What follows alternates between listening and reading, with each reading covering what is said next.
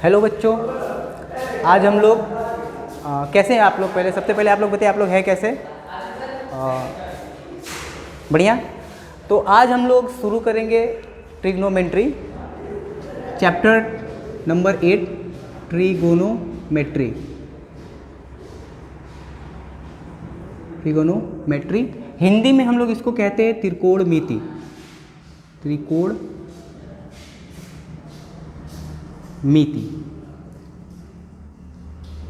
सबसे पहले समझते हैं इसमें हमें पढ़ना क्या है, ठीक, और त्रिकोणमिति है क्या। तो त्रिकोणमिति जो है दो शब्दों से मिलकर बना है। पहला ट्रिगोनो प्लस मेट्री। ट्रिगोनोमेट्री हिंदी में हम अगर कहें तो ये होगा त्रिकोण प्लस मिति। त्रिकोण का मतलब होता है कि तीन कोण वाला। अब तीन कोण वाला आपके पास क्या है, ऐसी क्या आकृति है जो सिर्फ तीन कोण वाले ही हैं, ठीक। तो ऐसे हमारे पास है त्रिभुज, 1 2 3। कितने कोण हुए? 3। आप यहां से देखेंगे, एक दूसरा कोण और ये तीसरा कोण। कितने कोण हुए? 3 कोण, ठीक है। और मिति का मतलब होता है मापन, यानी कि हम पूरे ट्रिग्नोमेट्री में, यहां पर भी मेट्री का मतलब होगा मापन, मेजरमेंट जिसको कहेंगे, और ट्रिगोनो का मतलब वही हुआ त्रिभुज, ठीक है। तो हम इस पूरे ट्रिग्नोमेट्री में, हम जो पूरा ट्रिग्नोमेट्री है उसमें सिर्फ हम एक ही चीज के बारे में पढ़ेंगे और एक ही चीज से पढ़ेंगे, वो है त्रिभुज, ठीक। लेकिन इसमें एक शर्त है। शर्त क्या है कि ये जो त्रिभुज है, ठीक, वो हम पढ़ेंगे समकोण त्रिभुज। वो हम क्या पढ़ेंगे? समकोण त्रिभुज। ए इसको कह दे बी, इसको कह दे सी। तो हम त्रिकोणमिति में सिर्फ समकोण त्रिभुज का मापन ही पढ़ेंगे, ठीक। और हम जानते हैं कि जो त्रिभुज है, जो समकोण त्रिभुज है, उसमें ये एक कोण जो होता है 90 डिग्री का होगा। बाकी ये जो दो कोण होंगे वो क्या होंगे? न्यून कोण। न्यून कोण क्या होंगे? न्यून कोण। अब जिन बच्चों को नहीं पता है कि ये न्यून कोण क्या होता है, उनको हम बता देते हैं कि न्यून कोण मतलब जो 90 अंश से, जो 90 डिग्री से कम जो एंगल होता है, जो कम कोण होता है, ठीक है, वो ही कोण होता है न्यून कोण। जो 90 डिग्री से कम हो, जो 90 डिग्री से कम हो। अब आप बताइए कि इस त्रिभुज में ऐसे कितने कोण हैं जो न्यून कोण हैं? पहला और ये दूसरा, टोटल कितने कोण होंगे? 2 कोण, ठीक है। हम त्रिकोणमिति में बस इसी त्रिभुज के बारे में ही पढ़ेंगे, इन्हीं के जो रेशियो हैं उनके बारे में पढ़ेंगे। सबसे पहले आप देखिए यहां पे, इसको हम मिटा देते हैं।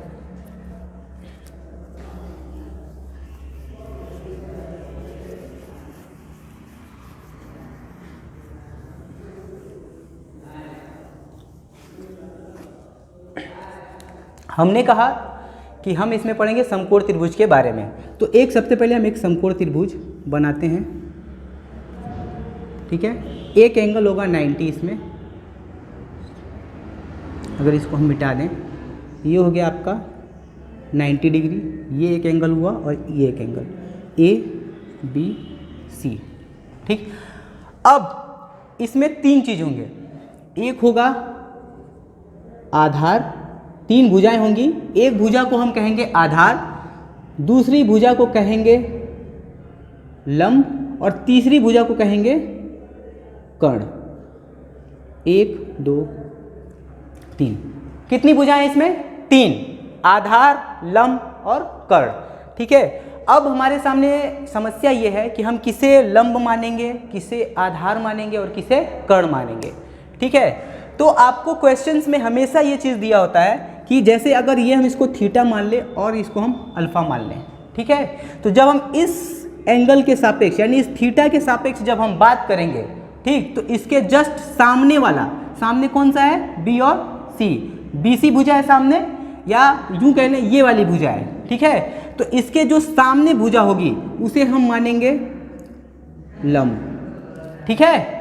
और जो इससे लगी हुई भुजा होगी, ये वाली भुजा, ठीक है, जो ये परपेंडिकुलर होगा, ठीक है, और ये होगा आपका हॉरिजॉन्टल।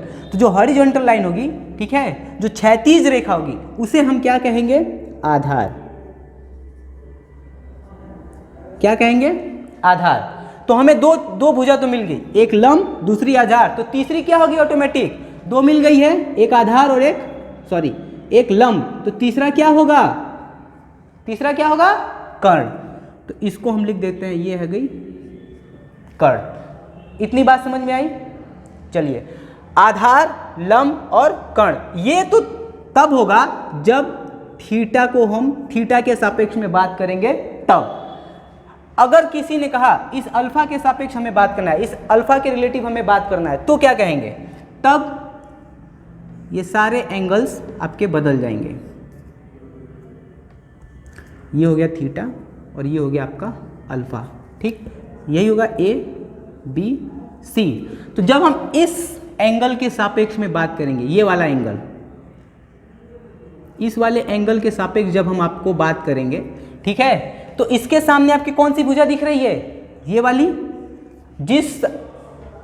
जिस कोण के सापेक्ष हम बात करेंगे, जिस एंगल के सापेक्ष में हम लोग बात करेंगे, ठीक है, उसके सामने वाली भुजा को हमेशा हम क्या मानेंगे? लंब, ठीक। और इससे लगी हुई जो भुजा है, ये क्या है? आधार। क्या हो जाएगी? आधार। और जो बची हुई भुजा है वो होगा कर्ण। बात आई समझ में? ठीक है, अगर आप लोग स्क्रीनशॉट लेना चाहें तो ले सकते हैं।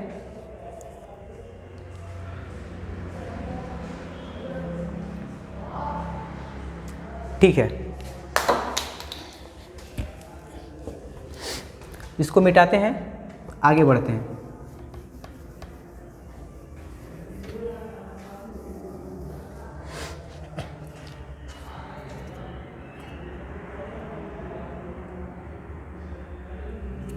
ठीक है, अब त्रिकोणमिति में हम 6 अनुपातों के बारे में पढ़ेंगे। त्रिकोणमितीय अनुपात है क्या? बात करेंगे हम लोग त्रिकोणमितीय अनुपात।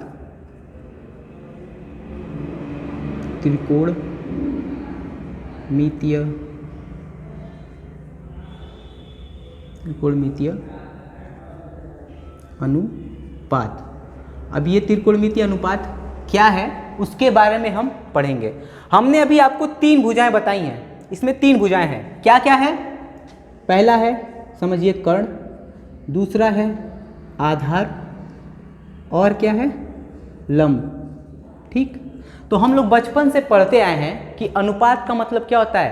किसी भी संख्या में किसी संख्या से भाग देना। जैसे 1/2 या 1:2, तो इसको हम कैसे लिख सकते हैं? 1/2 लिख सकते हैं, या 1/2 ऐसे लिखते हैं। बटा का मतलब ही देखिए, अगर बटा का साइन को हम ध्यान से देखें या भाग के साइन को ध्यान से देखें तो ऐसे बटा, नीचे भी एक संख्या और ऊपर भी एक संख्या, यही होता है। बात आई समझ में? कि अगर आप बटा को ध्यान से देखेंगे या भाग के चिन्ह को आप ध्यान से देखेंगे तो ऐसे पहले बटा होता है और एक नीचे संख्या और एक ऊपर संख्या। ठीक है, यानी नीचे वाली संख्या से ऊपर वाली संख्या में हमको क्या करना है? भाग करना है। अनुपात का मतलब यही होता है। ठीक है, अब आप देखिए, इतना हमको समझ में आ गया कि अनुपात का मतलब क्या होता है? भाग। या इन चीज़ों को आपस में बटे के रूप में लिखेंगे तो भी वो त्रिकोणमितीय अनुपात हो सकता है। तो हम जब इन तीनों को आपस में भाग करेंगे तो किसी एक संख्या को उठाएंगे, समझिए आधार लंब या कर्ण को उठाएंगे, और एक किसी को उठा के बाकी 2 संख्याओं में, बाकी 2 जो भुजाएं हैं उनमें हम उसमें भाग करेंगे। ठीक है, तो आप बताइए कौन सा उठाएं? किसी भी एक को उठा लेते हैं। सबसे पहले देखिए, हम कर्ण से भाग दे रहे हैं बाकी 2 में।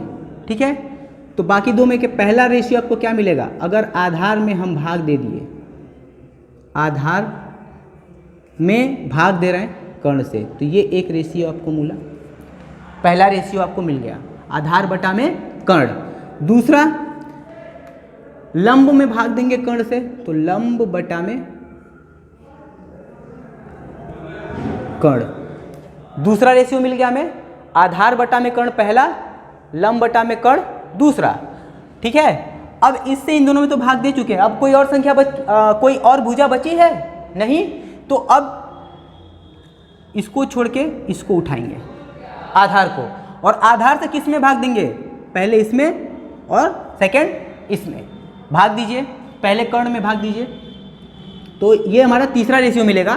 ठीक है, तो आधार से हमें भाग देना है कर्ण में। ठीक है, तो पहले कर्ण लिखेंगे और जिससे भाग देना था उसको बटा के नीचे लिखते हैं, तो ये हो गया आधार। एक रेशियो में क्या मिल गया, कर्ण बटा में आधार। ठीक है, चौथा कर्ण में तो भाग दे दिया है, बचा क्या, लंब। ठीक है, तो लंब में भाग देंगे हम आधार का, लंब बटा में आधार। ठीक है, 4 रेशियो में मिल गए, इसको अब हटा देते हैं। अब क्या बचा, देखिए कर्ण से भी भाग दे दिए हैं, आधार से भी भाग दे दिया, अब किससे भाग देना बाकी है, लंब से। बाकी लंब से हम इन दोनों में भाग देंगे अलग अलग। ठीक है, तो 4 हो गया। पांचवा देखिए, पांचवा भाग दीजिए, लंब से हमको भाग देना, सबसे पहले हम कर्ण में देते हैं, तो कर्ण को ऊपर लिखेंगे, जिसमें भाग देना है उसको ऊपर लिखते हैं बटा के, और जिससे भाग देना है उसको हमेशा नीचे लिखेंगे, तो कर्ण बटा में लंब हो गया। एक और आपको बचेगा छठा। ठीक है, अब भाग देना है हमको आधार में, आधार में भाग देना है किससे, सॉरी, आधार में हमें भाग देना है लंब से, तो लंब। तो इस तरह हम देखे हैं कि भाग देने के बाद टोटल हमें कितने रेशियो मिले, 1 2 3 4 5 6। पहला रेशियो हमें क्या मिला, पहली बार जब हमने भाग दिया तो कर्ण से आधार बटा में कर्ण, लंब बटा में कर्ण, कर्ण बटा में आधार, लंब बटा में आधार, पांचवा मिला कर्ण बटा में लंब, और छठा क्या मिला, आधार बटा में लंब। ठीक है, अगर आप इसका स्क्रीनशॉट लेना चाहें तो ले सकते हैं। चलिए अब आगे बढ़ते हैं। ठीक है, अब इन सब त्रिकोणमितियों का अलग अलग नाम दिया गया है। ठीक है, अब अगर हम हमेशा तो ये कह नहीं सकते आधार बटा कर्ण, सवाल में हम यूज़ तो करेंगे नहीं, जो आपके क्वेश्चंस आएंगे उसमें हम ये नहीं यूज़ करेंगे कि आधार बटा में कर्ण, लंब बटा में कर्ण, ऐसे हमेशा नहीं बोलेंगे। इनको एक, इन रेशियो का एक पर्टिकुलर नाम दिया गया है। जैसे किसी भी इंसान का बुलाने के लिए उनको एक पर्टिकुलर नाम दे दिया गया होता है। तो समझिए बाजार में 3-4 लोग खड़े हैं, तो अगर आप किसी का नाम लेके बुलाएंगे तो वही पर्टिकुलर इंसान आएगा, ना कि बाकी 4 लोग आएंगे। होता है ऐसा।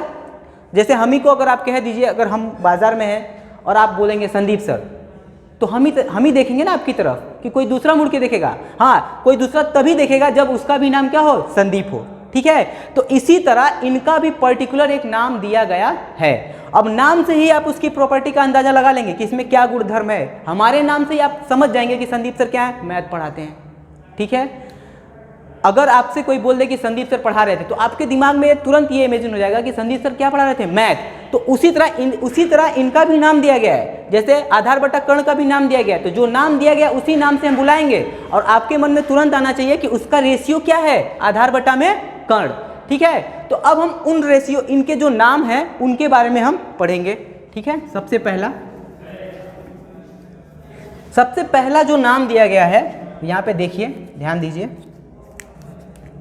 सबका नाम इसमें जितना हमने लिखा है सबका नाम है अलग अलग। पहला नाम है साइन, और ये हो गया थीटा। ठीक है, साइन थीटा किसका नाम है, साइन थीटा नाम किसका है बताइए, लंब बटा में कर्ण। साइन थीटा किसका नाम है, लंब बटा में कर्ण। यानी जहां पर भी हम साइन थीटा कह दें, आप कहेंगे क्या, लंब बटा में कर्ण। साइन थीटा बराबर क्या होता है, लंब बटा में कर्ण। यानी कि जो लंब बटा में कर्ण, देखिए यहाँ पे क्या है, दूसरे नंबर वाला है ना, इसका नामकरण हो गया। इसका नाम क्या है, लंब बटा में कर्ण बराबर साइन थीटा। आई बात समझ में आपको। ठीक है,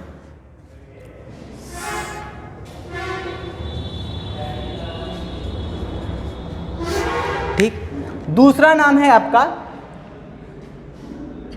कॉस थीटा। कॉस थीटा का मतलब होता है जब भी हम cos थीटा को हम बोलेंगे cos थीटा, तो आप क्या समझेंगे? आधार बटा में कर्ण, आधार बटा में कर्ण, ये चीज आ गई, ये भी कैंसल। यानी कि आधार बटे जो कर्ण का रेशियो हमने जो अनुपात निकाला था, आधार बटा कर्ण, ठीक है, उसका नाम क्या है? cos theta.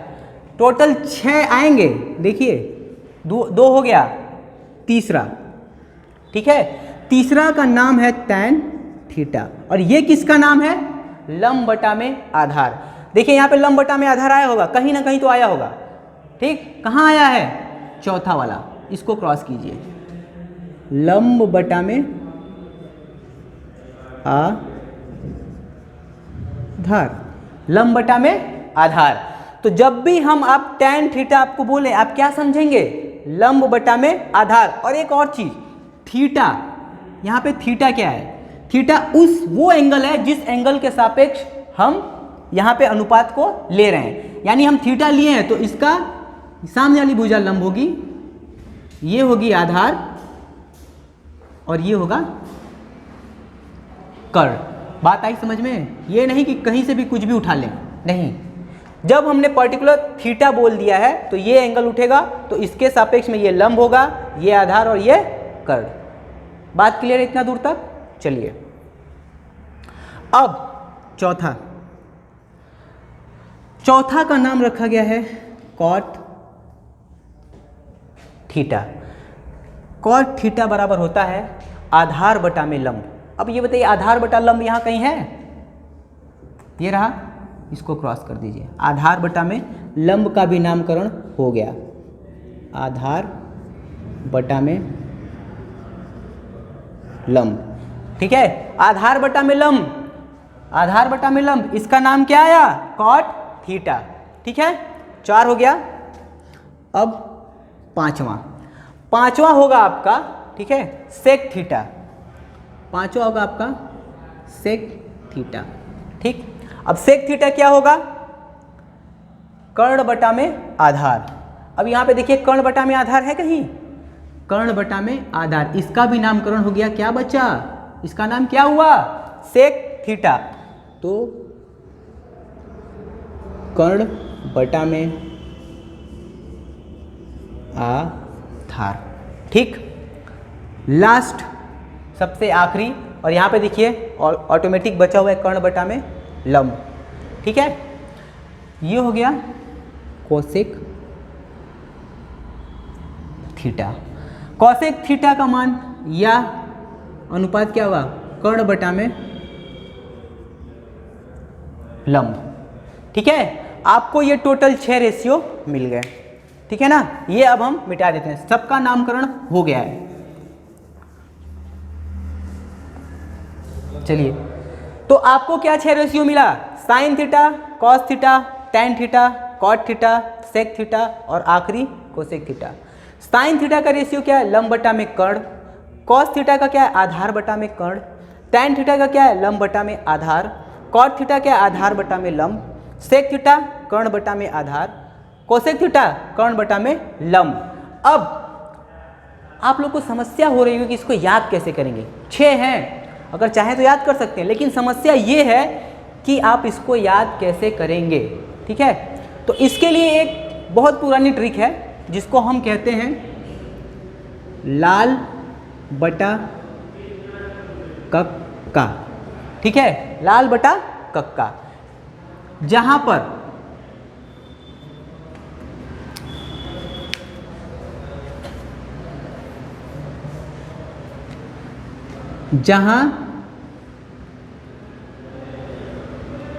L4 लंब, A4 आधार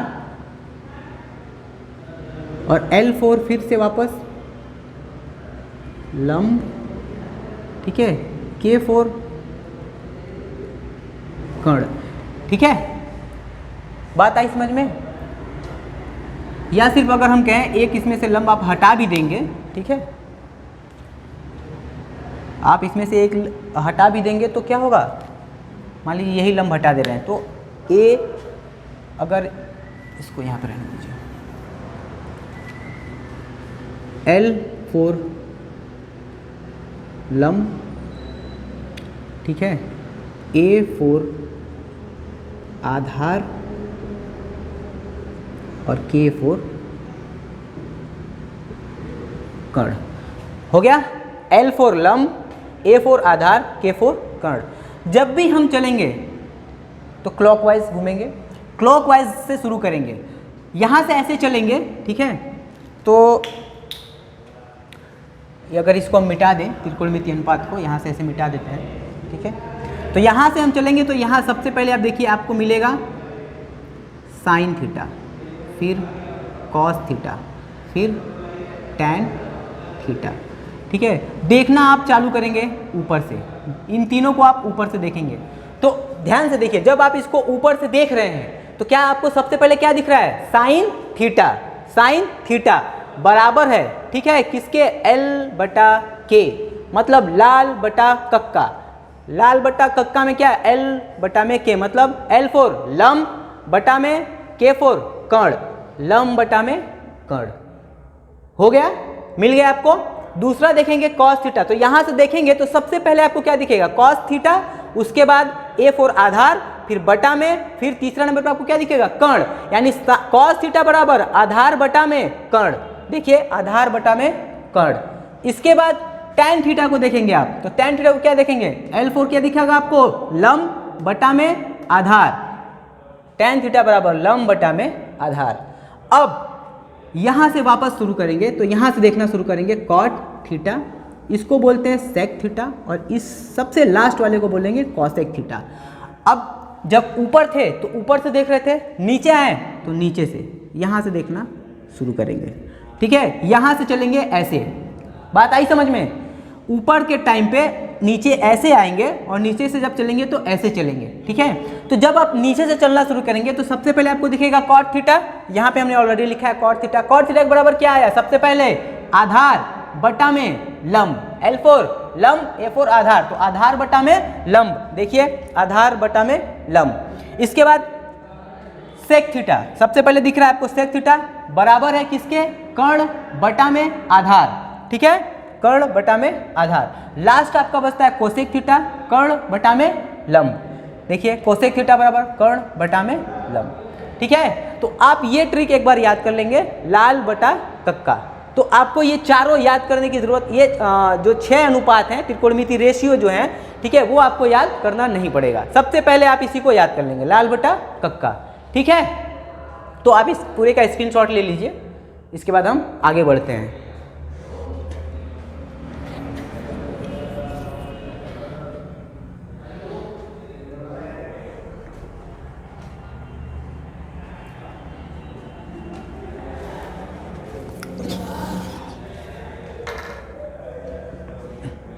चलिए मिटाते हैं।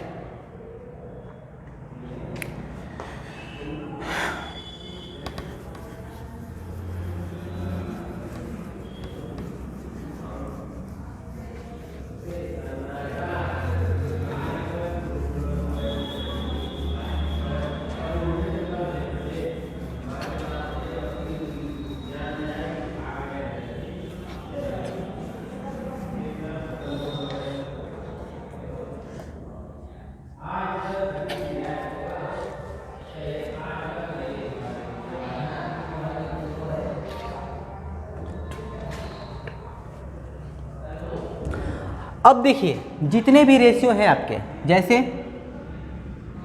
साइन थीटा, हमको पता है साइन थीटा बराबर क्या? अगर आपको याद नहीं है तो वापस हम वही लाल बटा कक्का लिखते हैं यहाँ पे, लाल बटा कक्का। हमने यहाँ बताया पहला क्या होता है? साइन थीटा, दूसरा कॉस थीटा, तीसरा टैन थीटा। तो साइन थीटा बराबर क्या? लंब बटा में कर्ण, ठीक है। निकालना आ गया आप लोगों को, लंब L4 लंब बटा में कर्ण, ठीक है। अगर एक बात समझिए, ये साइन थीटा है, ध्यान से समझिए, साइन थीटा है, ठीक है। तो जैसे हम 2 लिखते हैं तो 2 को हम 1/2 भी तो लिख सकते हैं। अगर हमारा मन किया 2 है तो हमारा मन किया इसको उल्टा कर दें तो 1/2, लेकिन यहाँ पर 2 का मतलब 2 होगा और 1/2 का मतलब क्या होगा? आधा, हो रहा है ना, 1/2 का मतलब अगर 2 देखेंगे तो 2 ही होगा, ठीक है। और 1.1/2 को देखेंगे, हमने किया कुछ नहीं है। हमेशा देखिए, अगर आपको समझ में नहीं आई ये बात तो एक बार फिर से मैं दूसरे तरीके से बताता हूँ। जैसे ये 2 है, ठीक है, और बटा में 1, इसकी वैल्यू क्या होगी 2। अब हमने इसको उल्टा कर दिया, 1 को ऊपर भेज दिया और 2 को नीचे, तो क्या हो जाएगा 1/2। लेकिन यहाँ पर इसकी वैल्यू क्या हो गई, चेंज, क्या हो जाएगी 0.5। यहाँ पे 2 था, जैसे इसको उल्टा किए तो वो 0.5 हो गया ना, ठीक है। तो क्या हम साइन थीटा को भी इसी तरह उल्टा कर सकते हैं?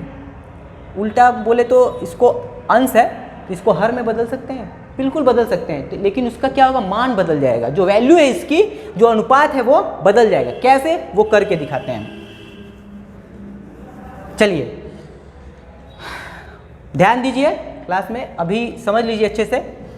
तो हम ये जानते हैं साइन थीटा बटा में 1 ऐसे लिख सकते हैं, बराबर क्या होगा लंब बटा में कर्ण। अगर आप चाहें तो बटे में 1 लिख सकते हैं या नहीं भी लिख सकते हैं, कोई दिक्कत नहीं है, हम बस समझने के लिए बता रहे हैं आपको, ठीक है। और ये होता नहीं, अंडरस्टूड होता है, नीचे 1 है वो अंडरस्टूड होता है। अब ये जो नीचे 1 है इसको अगर ऊपर भेज दें यहाँ पे इसकी जगह पे, और इसको भेज दें इसकी जगह पे, तो क्या होगा 1 में साइन थीटा होगा। उसी तरह यहाँ पर भी इसका भी मान बदलेगा, 1 तो ठीक है, बटा में साइन थीटा पर हमने क्या पढ़ा है भाई, लाल बटा में कक्का, तो लाल बटा में L/K हो जाएगा, लंब बटा में कर्ण। तो यहाँ पर लिख लीजिए लंब बटा में कर्ण, ये होगा, ध्यान दीजिए। अब देखिए 1 में साइन थीटा बराबर लंब बटा में कर्ण। ये जो बटा है हमने आपको पहले, अगर आपको लेक्चर हमारा जब हमने स्टार्ट किया था तो आपको याद होगा कि इस बटा को हमने बताया था कि ये क्या है, भाग, ये भाग है। तो इस चीज को हम 1 में मतलब भाग में, लंब बटा में कर्ण लिख सकते हैं कि नहीं? अगर आप चाहें तो इसको ऐसे लिख सकते हैं 1 में 1। कोई फर्क पड़ेगा जी, बताइए, कोई फर्क पड़ने वाला है इसमें? नहीं। क्यों नहीं पड़ेगा? क्योंकि 1 का किसी संख्या में अगर भाग देंगे या गुणा करेंगे तो संख्या वही आती है, ठीक है। जिसको भी थोड़ा बहुत डाउट है तो देखिए, ध्यान दीजिए, 2 का गुणा कर रहे हैं हम 1 में, क्या आ रहा है 2। 3 का गुणा करेंगे 1 में तो क्या आएगा 3। 4 का गुणा करेंगे 1 में तो क्या आएगा 4। अगर 8 का गुणा करेंगे 1 में तो क्या आएगा 8।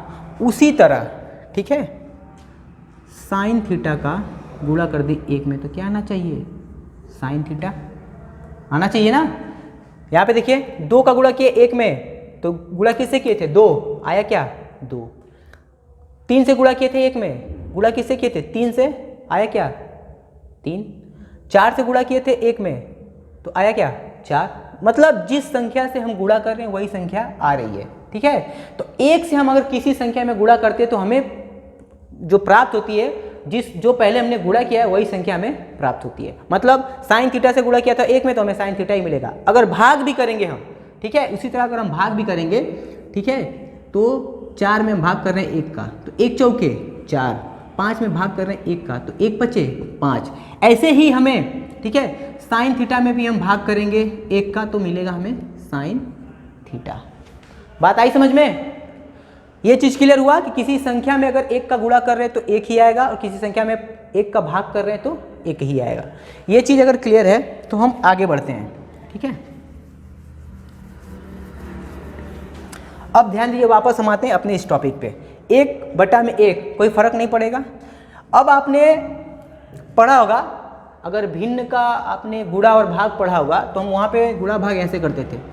अगर 2 भागे 3 ऐसे है, 4 में अगर 3 है, ठीक है, तो पहला स्टेप हमारा होता था, इसको तो ऐसे ही 2/3 करके उतारते थे, भाग को गुणा में चेंज करते थे। उसके बाद अगला स्टेप हमारा होता था, ये जो हर है इसको अंश की जगह पर भेज देते थे, और अंश को किसकी जगह भेजते थे, हर की जगह पर, यानी 3/4। 3 को ऊपर भेज देंगे 3, 4 को नीचे भेज देंगे, ऐसे करते थे हम लोग, ठीक है, ये याद है। फिर ऊपर का गुणा ऊपर और नीचे का गुणा नीचे, तो 3 दूनी 6 और 3 चौके 12, ऐसे करते थे, ठीक है। अभी भी हम काम वही करेंगे, कुछ अलग काम नहीं करेंगे। जैसे देखिए, अगर हम लिखना चाहें यहाँ पे इस चीज़ को यहाँ पे लिखना चाहें, ठीक, 1 में साइन थीटा बराबर 1/1, भाग को किस में चेंज करेंगे हम, गुणा में, ठीक है। इसके बाद हमारा जो हर है वो अंश बन जाएगा और जो अंश है वो हर बन जाएगा, यानी ये नीचे वाला जो कर्ण है वो उठकर ऊपर जाएगा और ये लंब नीचे आ जाएगा। तो ये हो जाएगा कर्ण बटा में लंब, होगा इतना, ठीक है। अब अगला स्टेप क्या है, ऊपर का ऊपर गुणा नीचे का नीचे, तो 1 में साइन थीटा बराबर कर्ण का गुणा 1 में करेंगे तो कर्ण ही आएगा, अभी हम बताए हैं, और लंब का गुणा 1 में करेंगे तो लंब ही आएगा। अब ये बात ध्यान दीजिए, कर्ण बटा में लंब, ये कहाँ पे हमें मिलेगा, कर्ण बटा में लंब। देखिए आधार बटा में कर्ण, सॉरी लंब बटा में कर्ण, आधार बटा में कर्ण, लंब बटा में आधार। अब नीचे चलेंगे तो आधार बटा में लंब, कर्ण बटा में आधार, कर्ण बटा में लंब। किसका मिल रहा है, ये क्या है, किसका, कोसेक। बताया गया अभी पीछे हमने सारे त्रिकोणमितीय रेशियो निकाल के बताएं, क्या होता है, कर्ण बटा लंब, किसका रेशियो है, इसका नाम क्या है, कोसेक थीटा। यानी हम लिख सकते हैं इस चीज को, अगर यहां अगर हम लिखें कि 1 साइन थीटा बराबर क्या होगा, कर्ण बटा में लंब, इसको क्या लिख सकते हैं, कोसेक थीटा लिख सकते हैं। ये हमारा एक फॉर्मूला प्राप्त हुआ हमें, ठीक है। यानी जब भी हम बात करेंगे 1 साइन थीटा तो हमें क्या मिलेगा, कोसेक थीटा, ठीक है। ये चीज समझ में आई आपको, यानी कि साइन थीटा का उल्टा क्या होगा भाई, साइन थीटा का उल्टा क्या होगा, देखिए यहाँ पे साइन थीटा को अगर हम उल्टा करें 1 साइन थीटा लिखें तो हमें जो मिलेगा वो क्या मिलेगा, कोसेक थीटा, ठीक है। इसी तरह हम सबका निकाल सकते हैं, ठीक है। चलिए इसका स्क्रीनशॉट ले लीजिए, फिर मिटा के हम बाकी सबका निकालते हैं। देखिए एक चीज अगर आप ध्यान देंगे, ठीक है, तो यहाँ पे क्या था, साइन थीटा जब तक था ये लंब बटा में कर्ण था, जैसे ही ये 1 साइन थीटा हुआ, देखिए क्या हो गया, कर्ण बटा में लंब, यानी यही चीज ऊपर, ये ऊपर चली गई और ये नीचे। बात आई समझ में, क्या हुआ, कुछ हुआ नहीं, जैसे ही हम इसको नीचे लेके आए तो कर्ण ऊपर चला गया और लंब नीचे चला गया। देखिए कर्ण बटा में लंब हो गया, तो हमें इतना सब करने की ज़रूरत नहीं है। अगर हमें सब ये चीज़ अगर हम समझ चुके हैं तो हम क्या करेंगे, बस इसी को ऊपर और इसको नीचे कर देंगे तो हमें अगला रेशियो मिल जाएगा, ठीक है। तो मिटाते हैं,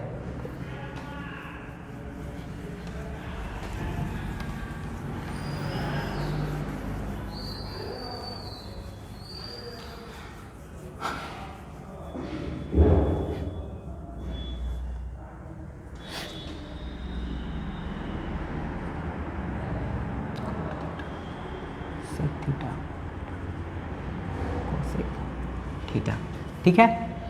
तो साइन थीटा बराबर लंब बटा में कर्ण होता है, और 1 साइन थीटा बराबर कर्ण बटा में लंब बराबर कोसेक थीटा, ठीक है। इसी तरह पहला ये हो गया, इसी तरह हम निकाल सकते हैं कि इसका tan theta, sorry cos theta, sine के बाद क्या आया, कॉस थीटा बराबर क्या होता है, लंब बटा में आधार बटा में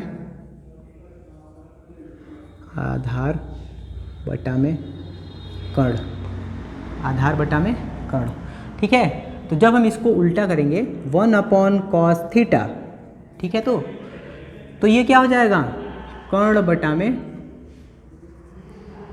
आधार होगा, और कर्ण बटा में आधार क्या है, सेक थीटा। अब अगर आप ध्यान से देखेंगे तो साइन थीटा का उल्टा क्या हुआ, कोसेक थीटा, कॉस थीटा का उल्टा क्या हुआ, सेक थीटा, उसी तरह टैन थीटा का उल्टा क्या हुआ, कॉट थीटा। तो हमें इतना सब करने की जरूरत नहीं है, हम यहाँ से लिखेंगे सीधे 1 cos theta is equal to sec theta, 1 upon tan theta is equal to, वहाँ से देखिए tan थीटा के अपोजिट क्या है, cot थीटा, तो cot थीटा। इसके बाद जैसे ही हम cot थीटा पे पहुंचेंगे तो इसका अपोजिट क्या दिख रहा है हमें, tan थीटा, तो 1 upon cot theta is equal to tan theta. अब sec थीटा के अपोजिट आपको क्या दिख रहा है, उल्टा क्या दिख रहा है, sec थीटा का अपोजिट क्या, cos थीटा, यानी कि sec थीटा बराबर सॉरी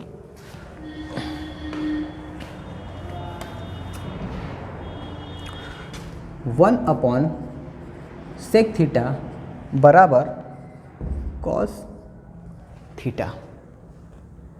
ठीक है, अब आखिरी जो बच रहा है आपका वो बच रहा है cosec थीटा, तो 1 अपॉन cosec थीटा बराबर होता है क्या, sin थीटा। ध्यान से देखिए sin थीटा का उल्टा क्या हुआ, cosec थीटा, और cosec थीटा का उल्टा क्या हो गया, sin थीटा। उसी तरह cos थीटा का हमने उल्टा किया 1 अपॉन cos थीटा, तो क्या मिला, sec थीटा। ठीक है, उसी तरह जब हमने sec थीटा को उल्टा किया तो क्या मिला, cos थीटा। यानी साइन थीटा को हटाया हमने, जैसे ही उल्टा किया कुछ नुकसान पहुंचाया, ठीक है, जैसे ही उसको हमने उल्टा किया तो वो क्या हुआ, मिला हमें साइन थीटा का कोसेक थीटा। उसी तरह कॉस थीटा का उल्टा क्या मिल गया हमको, सेक थीटा, और टेन थीटा का उल्टा क्या मिल गया, तो कॉट थीटा। यानी जब भी हम उल्टा कहेंगे तो आप इसका एकदम ऑपोजिट देखेंगे, cos theta sec theta, tan theta का कॉट थीटा। क्लियर है इतना दूर तक, बताइए। चलिए तो अब हम आगे बढ़ते हैं, इसके आगे बढ़ते हैं, ठीक है। अच्छा, एक चीज और आपको इसमें बताई जाएगी, ठीक है, जिसको हम बोलते हैं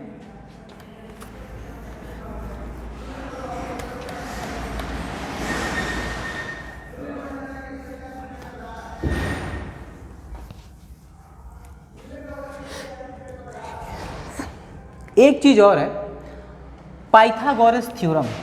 इसमें आता है पाइथागोरस प्रमेय, पाइथागोरस प्रमेय, ठीक। पाइथागोरस नाम के एक मैथमेटिशियन थे। उन्होंने क्या बताया, इस त्रिभुज को उन्होंने देखा, समकोण त्रिभुज को जब देखा, ठीक है, ए बी सी, ये एंगल हो गया थीटा, ठीक। उन्होंने जब इस त्रिभुज को देखा, ये हो गया लंब, ये हो गया आधार, और ये हो गया कर्ण, ठीक है। तो उन्होंने अपना एक फॉर्मूला दिया। क्या फॉर्मूला दिया इन्होंने, पाइथागोरस जी ने क्या फॉर्मूला दिया हमें, कि अगर हम आधार का वर्ग करते हैं, आधार का वर्ग करते हैं प्लस लंब का वर्ग करते हैं, ठीक। या तो बहुत सारी किताबों में पहले लंब का वर्ग दिया होता है, तो आप कहेंगे सर पहले आधार क्यों लिख दिए, तो हम लंब ही लिखते हैं पहले, ठीक है। तो लंब का वर्ग प्लस आधार का वर्ग बराबर होता है, इसका वर्ग करेंगे और इसका वर्ग करेंगे तो बराबर होता है कर्ण का वर्ग के, ठीक है। ये एक फॉर्मूला उन्होंने बताया, यानी लंब का वर्ग धन आधार का वर्ग बराबर कर्ण के वर्ग के। यहां पे आपको बस इसको थोड़ा सा याद रखना है, ठीक है। बाकी ये आया कहां से, कैसे आया, ये आप जब त्रिभुज पढ़ेंगे, ट्रायंगल्स पढ़ेंगे, ठीक है, तो उसमें इसका बकायदा आपको उत्पत्ति मिलेगी, या यूं कहें डेरिवेशन मिलेगा, ठीक है। तो यहां इसलिए बस आप समझ लीजिए कि लंब का वर्ग धन आधार का वर्ग बराबर कर्ण का वर्ग होता है। जब हम आपको त्रिभुज पढ़ाना स्टार्ट करेंगे तो वहां पे इसको निकाल के दिखाएंगे कि आया कैसे है, लंब का वर्ग धन आधार का वर्ग बराबर कर्ण के वर्ग के होता ही क्यों है और कैसे होता है, आपको पूरा डिटेल, बाकायदे डिटेल में आपको समझाया जाएगा, ठीक है। फिलहाल अभी के लिए आप इतना ही याद रखिए कि लंब का वर्ग धन आधार का वर्ग बराबर कर्ण के वर्ग के। तो ये एक फॉर्मूला आप लोग लिख लीजिए, जिसे हम लोग पाइथागोरस प्रमेय कहते हैं, ठीक है। इसके बाद हम आगे बढ़ेंगे। इसका मतलब ये हो गया कि अगर हमको आधार दिया है और लंब दिया है, ठीक है, तो हम कर्ण निकाल सकते हैं, ठीक है। अगर हमें लंब दिया है, कर्ण दिया है, तो हम आधार निकाल सकते हैं। कैसे, वो भी हम अभी बताएंगे, ठीक है, इसी थ्योरम का इस्तेमाल करके। ठीक, इस त्रिभुज को हम अगर मिटा देते हैं, अब इस फॉर्मूले का यूज करके हम बताते हैं। देखिए, ये हो गया थीटा, ये हो गया ए, ये हो गया बी और ये हो गया सी, ठीक है। अगर हम इसको मान लेते हैं कि ये 3 और ये 4, ये 4 सेंटीमीटर दिया है, ये 3 सेंटीमीटर दिया है, तो आपको क्वेश्चन में पूछ देगा कर्ण की लंबाई बताइए। आप कैसे बताएंगे, 4 दिया है, 3 दिया है, सिर्फ कैसे बताएंगे? तो इस सिचुएशन में हमें पता है, हमें क्या पता है, अगर ये थीटा है तो इसके सामने वाला क्या होगा, ये क्या होगा, लंब होगा,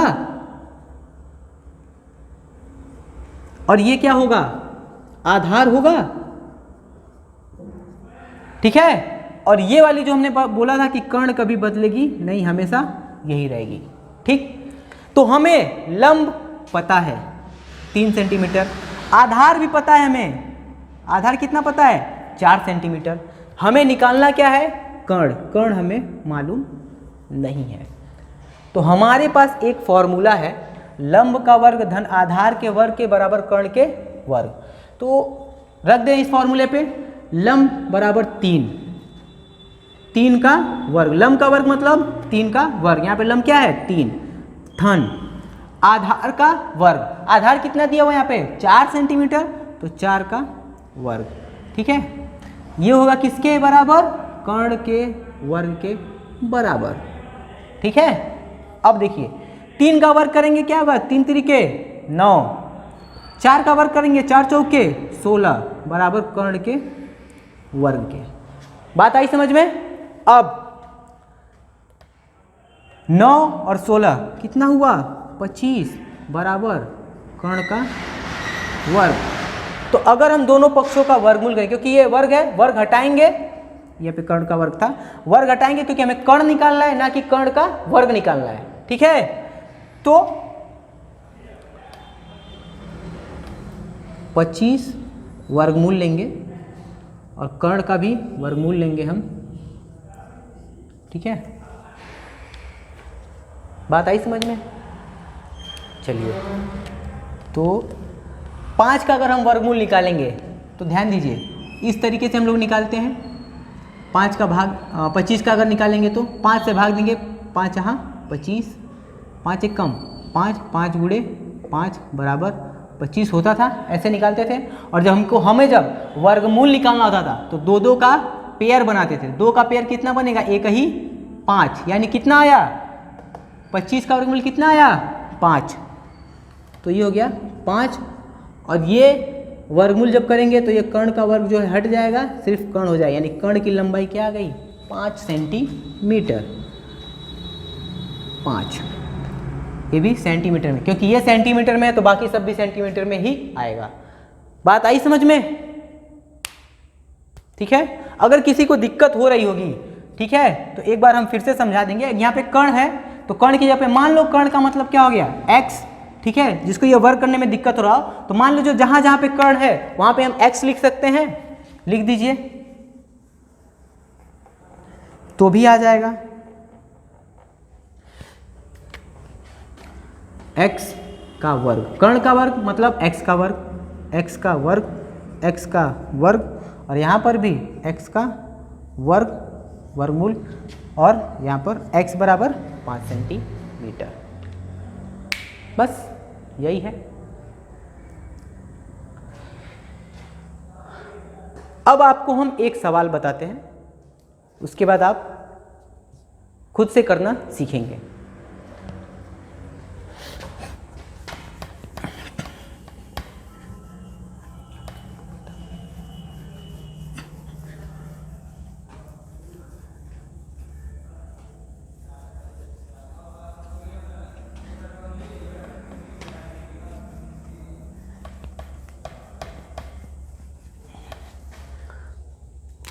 दिया है अगर tan थीटा बराबर, क्या दिया है हमें, दिया है, क्या दिया है, tan थीटा बराबर 3/4 ऐसे सवाल आपको देगा, ठीक है। तो बताइए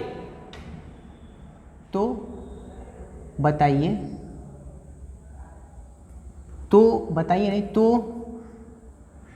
साइन थीटा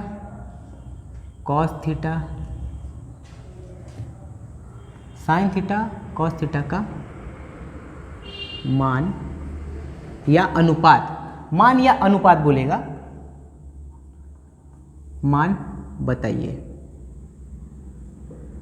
अब इस सवाल को कैसे हल करेंगे हम। tan थीटा बराबर दिया 3/4। सबसे पहले हमने कहा था जैसे ही tan थीटा का नाम आएगा आप उसका रेशियो याद करेंगे। रेशियो क्या था? अगर आप रेशियो भूल गए हैं तो आप वापस से लाल बटा में कक्का में जाएंगे और यहाँ से शुरू करेंगे। ये है साइन, ये है कॉस और ये है tan theta. Cos theta sine theta tan theta का जो नाम है यहाँ से अगर देखना शुरू करेंगे तो tan थीटा बराबर लंब बटा में आधार, यानी इस tan थीटा को लिख सकते हैं लंब बटा में आधार। बात आई समझ में? ठीक। अब ये बताइए, ये जो tan थीटा तो दिया है tan थीटा, लेकिन tan थीटा बराबर यहाँ पे लंब बटा में आधार और यहाँ पे 3/4 है। लंब के जगह पर क्या है भाई? क्या है? 3 और आधार की जगह पे क्या है?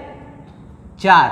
तो अगर हम एक त्रिभुज अगर हम बनाएं, समकोण त्रिभुज, ठीक, और इस चीज को अगर हम थीटा मान लें, ए बी और ये सी मान लें, ये कोण समकोण हो गया, तो ये वाली भुजा आधार होगी? मतलब कुछ भी बोले। ये हमने अभी क्या बताया था? tan थीटा के सामने वाली जो भुजा होगी, सॉरी थीटा के जो सामने वाली जो भुजा होगी उसे हमेशा क्या हम मानेंगे? लंब। और इसके पास वाली जो इसके क्षैतिज वाली जो रेखा है उसे हम क्या मानेंगे? आधार। अब यहाँ पर देखिए tan थीटा बराबर दिया है लंब बटा में आधार। लंब क्या दिया हुआ है? लंब की जगह पे क्या दिया हुआ है? 3, तो यानी लंब बराबर 3, आधार बराबर क्या दिया हुआ है? 4, क्योंकि देखिए आधार बटा में आधार है और यहाँ पे बटा में 4 है, तो आधार की जगह पे हमने क्या माना? 4। ठीक। अब हमको ये पता है कि साइन थीटा बराबर होता है, वहां से देखिए साइन थीटा बराबर लंब बटा में कर्ण, कॉस थीटा बराबर होता है, क्या होता है भाई? आधार बटा में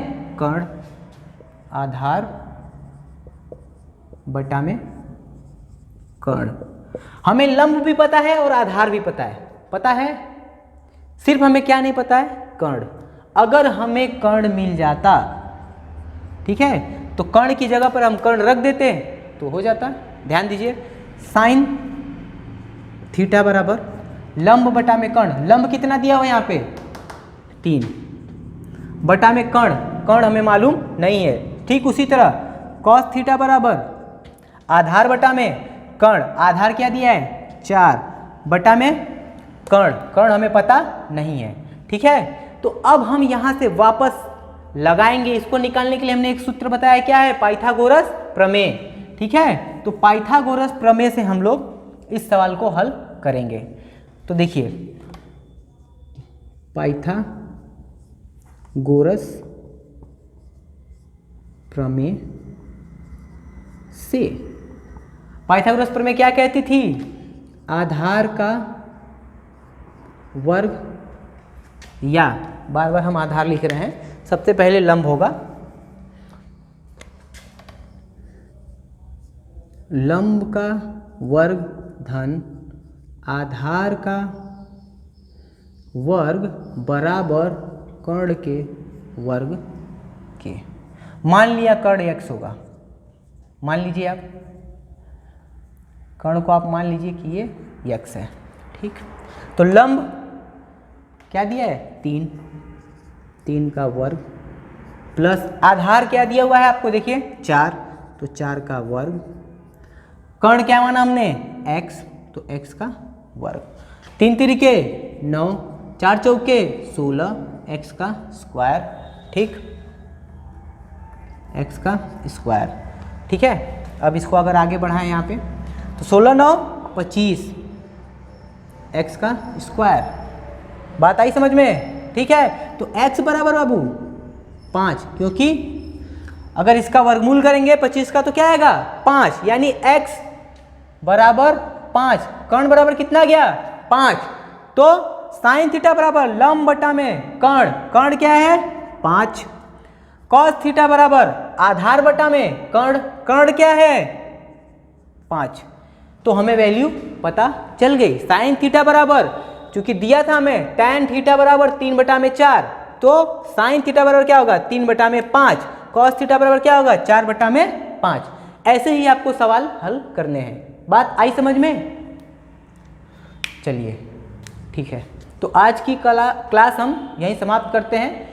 आप लोग एग्जाम्पल्स लगाइए, ठीक है। जो नहीं होगा एग्जाम्पल्स में, जो आपको नहीं होगा, जो आपसे हल नहीं होगा या जो समझ में नहीं आएगा, कल वापस हम उस पर बात करेंगे, ठीक है। तो थैंक यू।